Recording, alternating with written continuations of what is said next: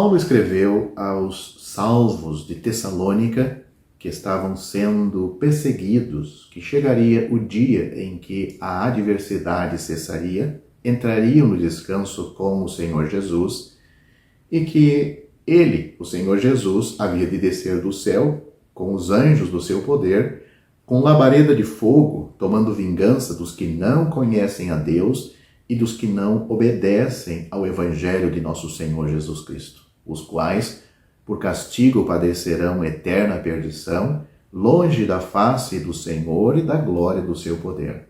Isso está registrado em 2 Tessalonicenses, capítulo 1, e eu citei do versículo 7 ao 9. Essas palavras, registradas há muitos anos, carregam uma advertência solene da ira de Deus sobre os pecadores de todas as idades.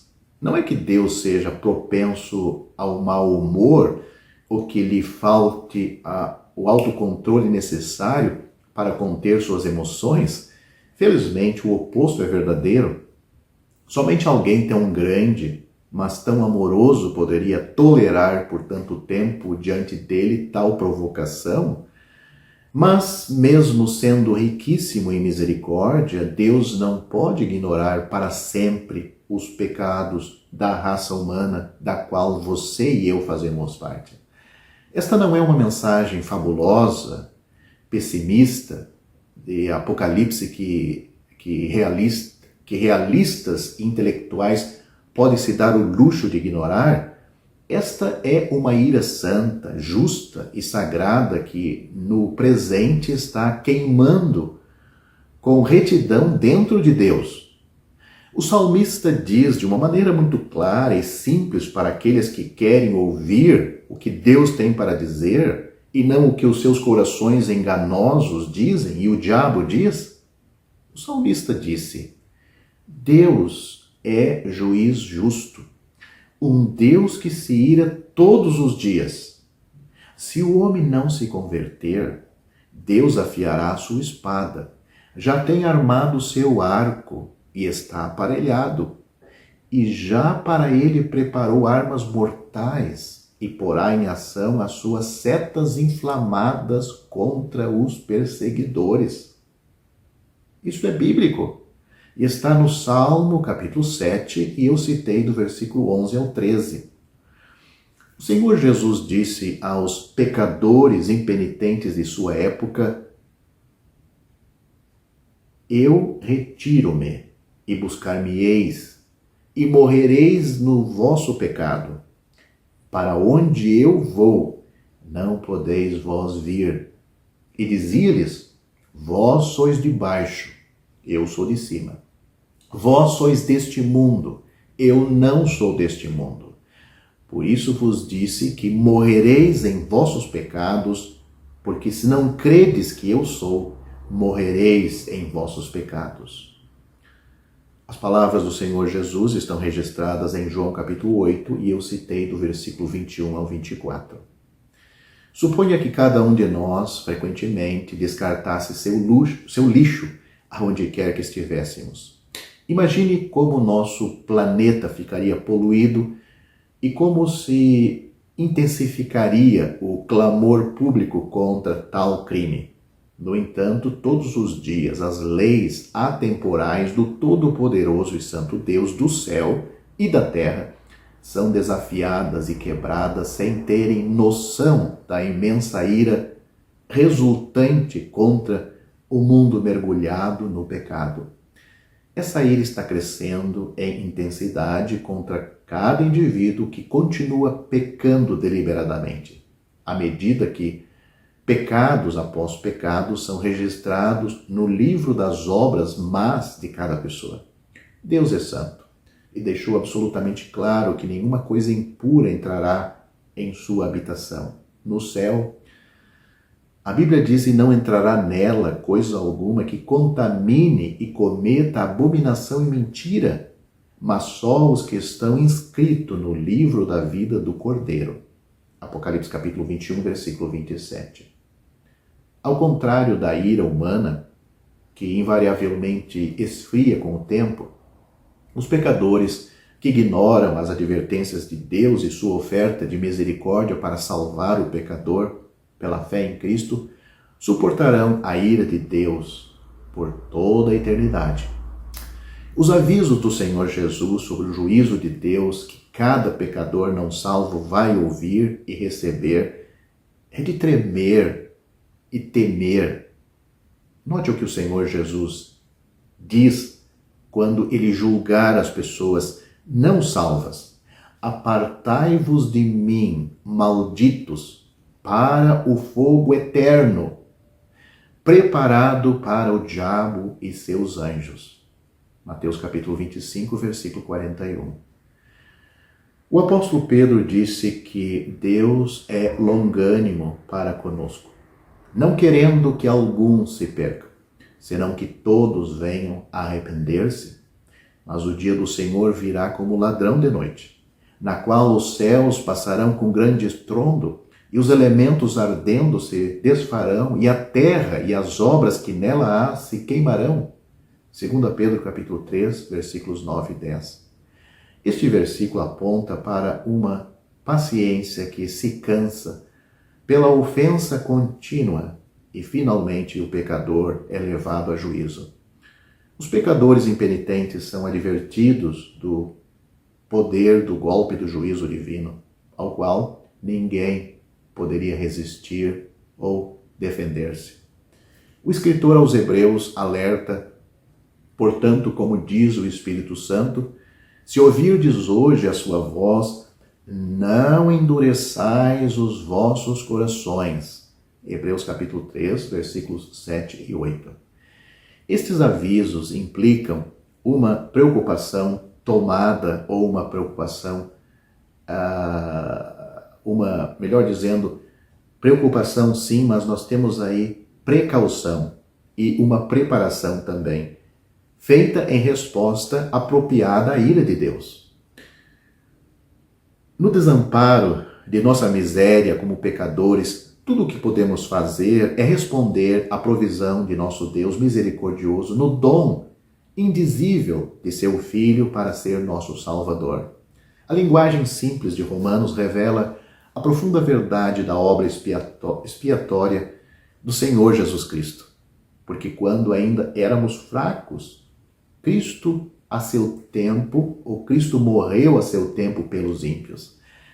Embora Cristo tenha suportado o golpe na cruz da ira de Deus em favor dos pecadores, que mereciam este golpe, mesmo este grande resgate não pode livrar o pecador que, tendo ignorado o aviso, começa a experimentar no inferno todo o furor da ira de Deus. Paulo, escrevendo aos crentes da cidade de Éfeso, ele disse: noutro tempo andaste segundo o curso deste mundo, segundo o príncipe das potestades do ar, do espírito que agora opera nos filhos da desobediência, entre os quais todos nós também antes andávamos nos desejos da nossa carne, fazendo a vontade da carne e dos pensamentos, e éramos por natureza filhos da ira, como os outros também. Mas Deus, que é riquíssimo em misericórdia, pelo seu muito amor com que nos amou, estando nós ainda mortos em nossas ofensas, nos deu vida eterna, juntamente com Cristo. Pela graça sois salvos.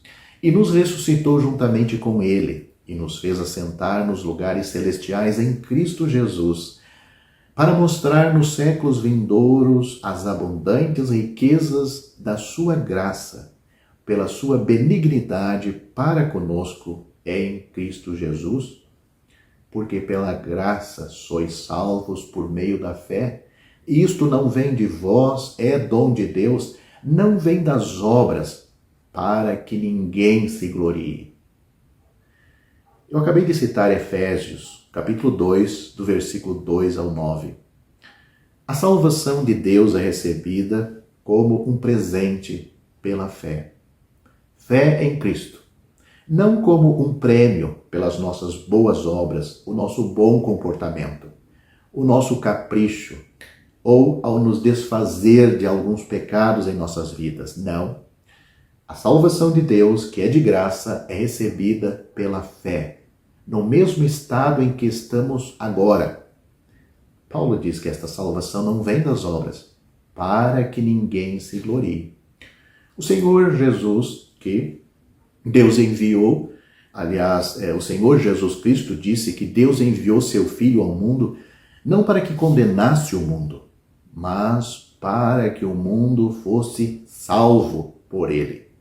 Quem crê nele não é condenado, mas quem não crê já está condenado, porquanto não crê no nome do unigênito Filho de Deus.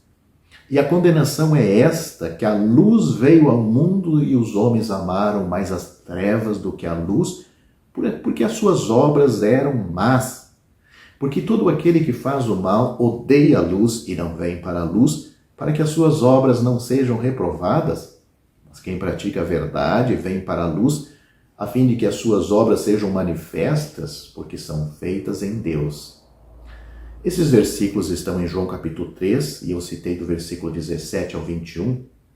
Você que me ouve, espero que você não seja tão simples em confiar em si mesmo para valer para a sua salvação. E que não confie em vela, ou velas, dízimo, ofertas, na igreja, no pastor, no padre, no missionário. Não confie no batismo, na crisma. Tampouco confie em si mesmo. Você não pode ser tão simples a ponto de confiar numa imagem de escultura. Tampouco confiar que o pastor pode mudar o seu destino depois da sua morte, ou o padre possa fazer isto. Você não pode ser tão simples assim. Pois pense bem um pouquinho comigo. Se para as coisas que não são tão importantes assim como a nossa eternidade, céu ou inferno, claro, são importantes para esta vida, como, por exemplo, o nosso casamento, a nossa namorada, a pintura da nossa casa, a cor do nosso carro, o modelo do nosso carro, e vamos para coisas mais simples, a roupa que vamos usar, o calçado, quem é que decide? Você. Agora, para o seu lugar eterno, você está deixando isso nas mãos de outra pessoa? Eles não vão fazer nada por você. No momento que você morrer, e fique claro para você isto, você vai ir e vai estar no lugar que você escolheu quando estava vivo. Ninguém pode mudar o seu destino na eternidade a não ser você. Se você não quis assumir o compromisso aqui de você ter virado as costas para os seus pecados e, como um pecador, ter compreendido que você estava totalmente arruinado por seus pecados e que você ia para o inferno, você selou o seu destino eterno como indiferente a este assunto. Porque Deus quer que todos os homens se salvem e venham ao conhecimento da verdade, porque há um só Deus e um só mediador entre Deus e os homens, Jesus Cristo o homem, o qual se deu a si mesmo para a remissão por todos. Portanto, Deus preparou uma salvação e Deus quer que você seja salvo. Mas Ele não vai lhe salvar se você não quer. O salário do pecado é a morte eterna, separação de você e Deus por toda a eternidade. Morte na Bíblia nunca é o fim. Morte sempre é separação. Quando você morre fisicamente, separa a sua alma do seu espírito e o seu corpo. Quando parte para a eternidade sem a salvação, você enfrenta a segunda morte, separação de Deus para sempre no inferno. O assunto está em suas mãos. Ao findar o labor desta vida, quando a morte ao teu lado chegar, que destino há de ter a tua alma? Qual será no futuro.